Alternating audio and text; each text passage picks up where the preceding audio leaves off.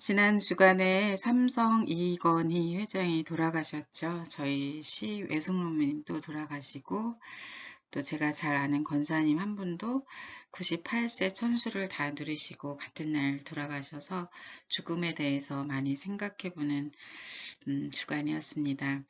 성경에 보면 인간이 어디로 와서 어디로 가는지 알 수 없게 해놨다고 합니다. 분명한 것은 하나님이 우리에게 영혼을 사모하는 마음을 주셨고 그 마음에 따라 하나님께로 돌아간다는 것입니다. 그러니 마음을 지켜야 한다 그런 말도 있고 그렇겠죠.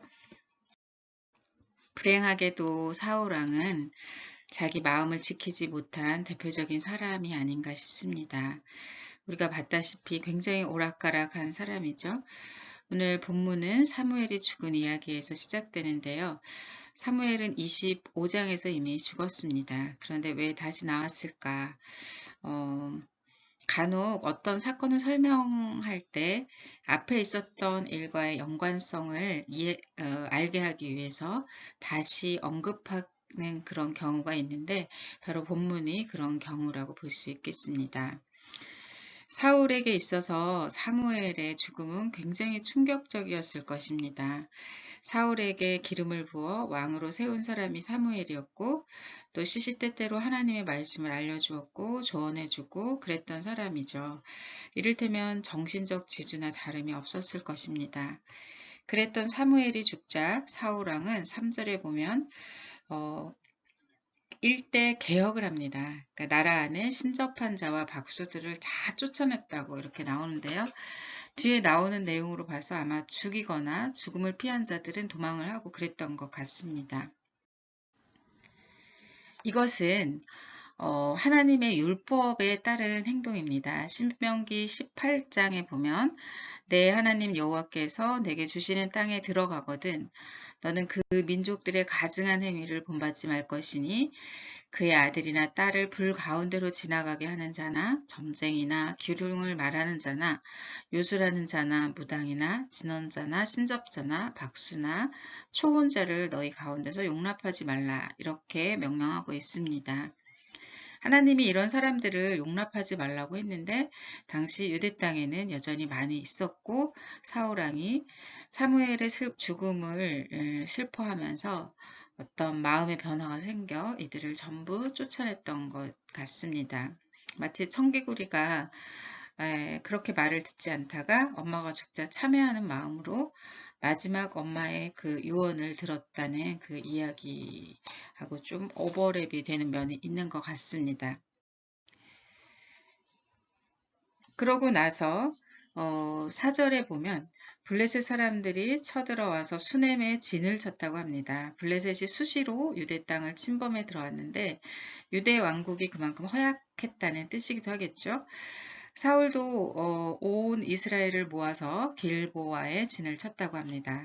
그런데 사울이 블레셋 군대를 보고 5절에 보면 두려워서 마음이 크게 떨렸다라고 합니다. 약국 장로님 말씀을 보면 건강의 기본은 담대, 인내, 온유라고 합니다. 우리 몸에 나타나는 모든 질병은 담대하지 못했거나 인내하지 못했거나 온유하지 못해서 나타난 현상이라는 거죠. 이를테면 대표적으로 온유하지 못하고 우라통 터지면 당뇨나 혈압 같은 것이 대표적으로 오게 되고 또 담대하지 못하고 두근두근 놀라고 불안하면 갑상선, 특히 뇌와 심장 쪽에 이상이 오게 된다고 합니다. 사울은 담대하지 못했던 사람인 듯 합니다. 오늘 말씀에도 두려워서 마음이 크게 떨렸다. 그러고 또 처음에 기름 부음 받으려고 할 때 짐짝 뒤에 숨었었고 또 다윗을 죽이려고 했던 것도 사실은 두려웠기 때문이라고 봐야겠죠. 간이 작고 소심한 사람, 저도 여기에 속하는데요. 제가 이해가 잘 되는 것은 저희 어머니가 뇌 신경의 문제인 파킨슨, 또 아버지가 심장의 문제로 돌아가셨습니다. 저희 집이 다 소심하고 겁도 많고 두근두근 하는 그런 체질이거든요. 근데 학교 다닐 때 반에서 도난 사고 같은 거 생기면 선생님이 다 눈 감고 물건 가져간 사람 손들어 그러시잖아요. 저는 제가 안 갖고 갔는데도 가슴이 두근두근해요. 이런 사람이 이제 심장이나 뇌 이런 쪽에 문제가 생긴다고 합니다. 또 지나간 모든 그런 세월이 또 일들이 감사로 바뀌지 않고 한이 맺혀 버리면 폐 쪽에 문제가 온다고 합니다. 근데 우리가 주변을 잘 보면 거의 '아 맞구나.' 하실 겁니다. 근데 사람들은 담배 때문에 뭐 미세먼지 때문에 그렇게 얘기하죠. 또 그러면서도 "생명의 근원은 마음이다." 그럽니다. 그러니까 이 지식 따로 저 지식 따로 이렇게 돼 있는 거죠. 하나가 돼야 되는데. 장로님이 그렇게 얘기해 놓고 방법이 없으면 안 되잖아요. 자, 그러면 방법이 뭘까? 그러니까 소심한 사람이 담대해지는 유일한 길은 십자가의 의미를 이해하고 감사함으로 사는 것이라고 합니다. 그러니까 나의 연약함을 주님께서 다 담당해 주셨구나. 내가 담당할 게 없구나. 그렇게 살면 담대해진다는 거예요. 우리가 이렇게 사는 길이 이렇게 사는 길밖에 없다는 것입니다. 그런데 사울은 그러지 못했어요. 이게 한번 삐끗 나가게 되니 계속 꼬이고 이제는 길이 다 막혀버린 그런 형국입니다. 6절 보실까요? 사울이 여호와께 묻자오되 여호와께서 꿈으로도 우림으로도 선지자로도 그에게 대답하지 아니하시므로, 그러니까 하나님과 완전히 단절된 그런 상태가 되어버린 것입니다. 우리 안에 복음, 그러니까 예수님의 십자가가 있을 때 우리가 든든해지듯이 사울에게도 하나님의 말씀이 있어야 든든한데 그런 게 없는 거예요. 그러니까 꿈으로도 우림으로도 선지자로도 아무런 말씀을 들을 수가 없게 되었다는 거죠. 그러자 사울 왕이 어떻게 했습니까? 7절에 보면 신하들을 시켜서 신접한 여인을 찾으라고 합니다. 그를 통해서 하나님의 말씀을 듣겠다는 거죠. 이런 거죠. 아파트를 사야 할지 말아야 할지 판단이 안 서서 이제 열심히 기도를 했어요. 그런데 아무런 하나님의 응답이 없습니다. 너무 고민이 돼서 점쟁이를 찾아가 물어봤어요. 이제 이런 형국인 거죠. 우리가 성경을 보면 대체로 하나님은 찾아오십니다. 신앙인들은 대체로 찾아오시는 하나님을 만납니다.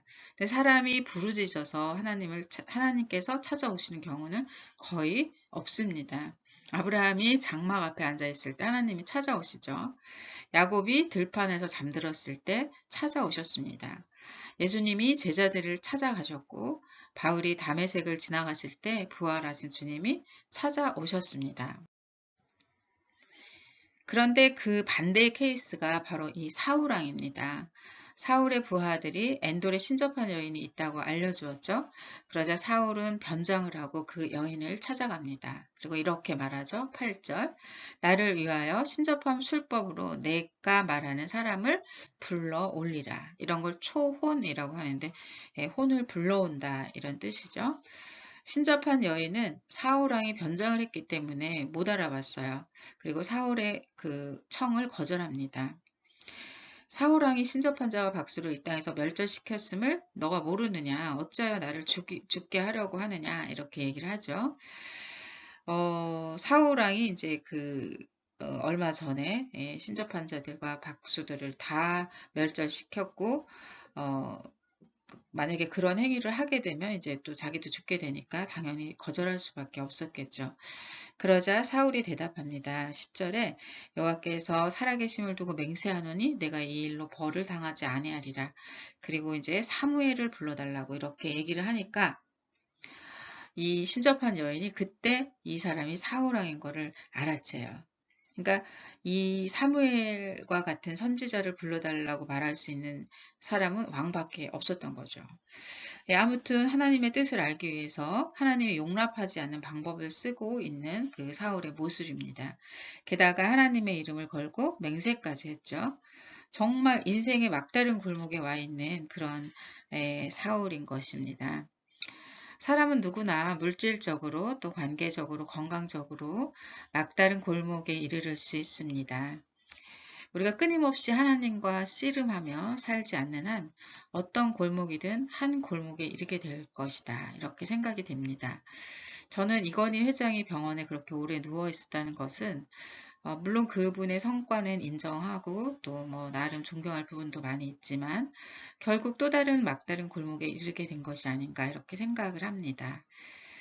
사울이 이렇게 아무튼 사무엘을 불러달라고 했을 때 이 신접한 여인이 사무엘의 영이 땅에서 올라오는 것을 보았다라고 성경에 기록되어 있습니다. 물론 사울은 보지 못했죠.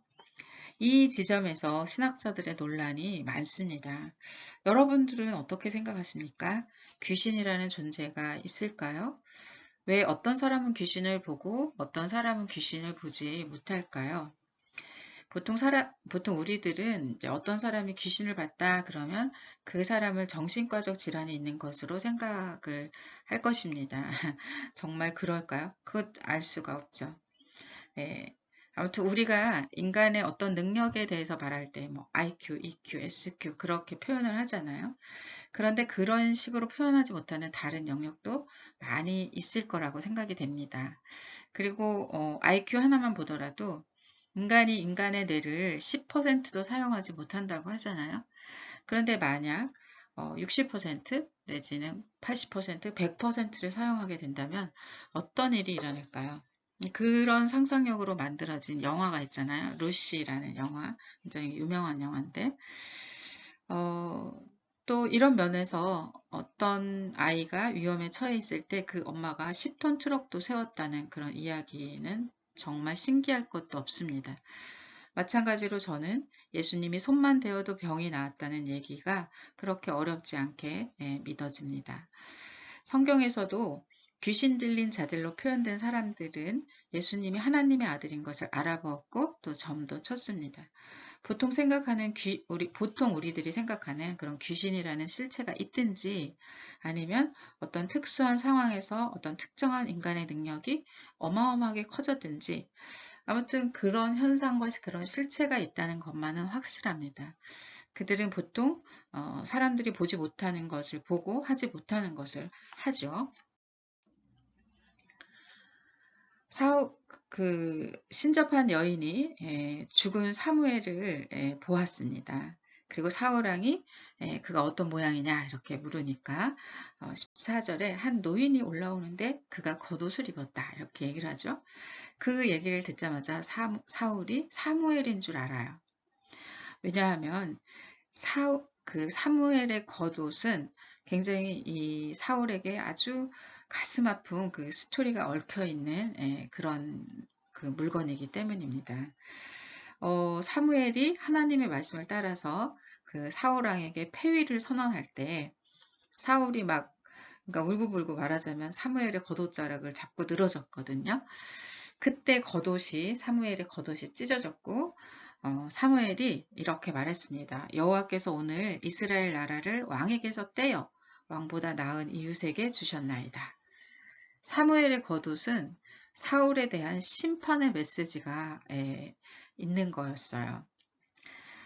사무엘은 사울에게 살아 있었을 때 그 했던 말, 사무엘이 사울에게 했던 그 말을 다시 반복합니다. 나라를 내 손에서 떼어 내 이웃 다윗에게 주겠다. 내가 여호와의 목소리를 순종하지 아니하였다. 내일 너와 내 아들들이 나와 함께 있으리라. 죽는다는 거죠. 실제로 사무엘상 31장 마지막 장에서 사울과 요나단은 같은 날 같은 시간에 같은 장소에 죽습니다. 전도서에 보면 청년의 때에 너의 창조주를 기억하라. 곧 공고한 날이 이르기 전에 나는 아무 낙이 없다고 할 해들이 가깝기 전에 그리하라. 이렇게 말씀합니다. 하나님은 우리에게 회개할 기회를 주시고 돌아올 길을 주시고 기다리시지만 그러나 모든 기회와 때가 다 지나간 후에는 방법이 없다는 거죠. 사울이 지금 그런 형국이 된 것입니다. 사울의 출발은 참 좋았습니다. 집안도 좋았고 인물도 좋고 키도 남들보다 머리 하나쯤 위에 있었다고 하죠. 그런데 그 끝은 정말 좋지 않았습니다. 하나님의 말씀을 따르지 않고 자기 생각대로 살았기 때문입니다. 이 말은 우리에게 굉장히 거창하게 생각되어질 수 있습니다. 하나님의 말씀을 따르지 않는다는 것은 특별히 굉장히 어떤 나쁜 행동을 한다거나 이렇게 우리가 생각하기 쉽죠. 그런데 맨날 불평불만하고 근심 걱정하고 감사하지 못하게 사는 것, 말하자면 우리가 일상적으로 잘하는 것들, 그것도 하나님의 말씀을 따르지 않는 것입니다. 그런 사소한 것 때문에 우리도 우리 인생의 막다른 골목에 다다를 수 있다는 거죠. 오늘 우리는 사울의 그 마지막 그 장면, 거의 마지막에 와 있는 그 모습을 보면서 나는 정말 하나님의 말씀을 잘 따르고 있는지, 여전히 내 생각대로 살고 있지는 않은지 다시 한번 잘 성찰해보고 공고한 날이 이르기 전에 하나님을 진실로 찾는 저와 여러분이 되었으면 좋겠습니다.